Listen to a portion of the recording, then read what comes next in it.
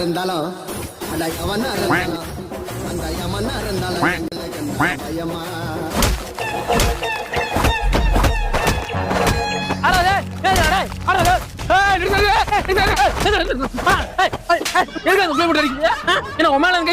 இல்ல இல்லையா அப்ப உன் பாக்கெட்ல கை வச்சானா உங்க அக்கா மேல கை வச்சானா இல்ல அப்புறம் என்ன மாதிரி ஓடிக்க கால்ல அடிச்சு அடிக்கிறீங்களா போர் அடிக்குதுல அடிச்சதுக்கு அப்புறம் தான் நிம்மதியா இருக்கு.